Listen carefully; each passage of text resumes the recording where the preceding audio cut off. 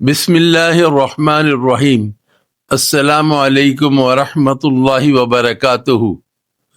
کھجور وہ میٹھا بابرکت پھل جسے قرآن نے جنتی نعمتوں میں شمار کیا، اور جب یہی کھجور پانی میں بھگو دی جائے تو بن جاتی ہے ایک سنتی شفا، نبیذ تمر۔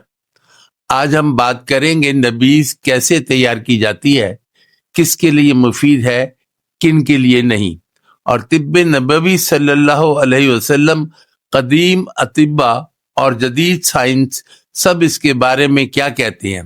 نبیذ بنانے کا طریقہ۔ نبیذ بنانا بہت آسان ہے، مگر نیت خالص ہونی چاہیے، شفا اور سنت کی پیروی کی جائے۔ حضور اکرم صلی اللہ علیہ وسلم کبھی کھجور کو پانی میں رات بھر بھگو دیتے اور اگلے دن صبح اسے نوش فرما لیتے۔ بعض روایت میں ہے کہ آپ نے کشمش سے بنائی ہوئی نبیذ بھی نوش فرمائی۔ طریقہ یہ ہے کہ 5 سے 7 کھجوریں لیں، انہیں اچھی طرح دھو کر ایک مٹی کے برتن یا جو برتن موجود ہو اس میں ڈالیں۔ 1 گلاس نیم گرم پانی شامل کریں اور گٹلیاں نکال کر برتن میں کھجور ڈال دیں۔ برتن ڈھانپ کر رات بھر چھوڑ دیں، صبح چھان کر پی لیں۔ یہی ہے نبیذ نبوی صلی اللہ علیہ وسلم۔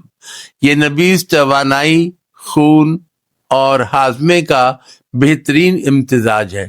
کمزور، بیمار یا نڈھال افراد کے لیے قدرتی ٹونک ہے۔ بچوں کو تھوڑی مقدار میں دینے سے قوت مدافعت بڑھتی ہے۔ بوڑھوں کے لیے جوڑوں کے درد اور کمزوری میں مددگار ہے۔ نوجوانوں کے لیے جسمانی طاقت اور ذہنی ارتکاز میں اضافہ کرتی ہے۔ روزہ داروں کے لیے افطار میں یہ سنتی مشروب سب سے بہترین انتخاب ہے۔ کن لوگوں کو احتیاط کرنی چاہیے؟ ہر چیز اعتدال میں اچھی لگتی ہے۔ شوگر کے مریض نبیذ احتیاط سے استعمال کریں، کیونکہ یہ قدرتی شکر سے بھی بھرپور ہے۔ موٹاپے کے شکار افراد روزانہ نہ پئیں، ہفتے میں 2-3 بار کافی ہے۔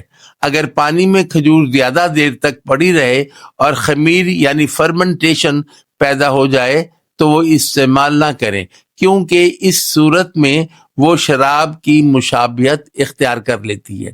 طب نبوی صلی اللہ علیہ وسلم میں نبیذ کو جسمانی توانائی، ذہنی سکون اور قوت معدہ کے لیے بہترین قرار دیا گیا ہے۔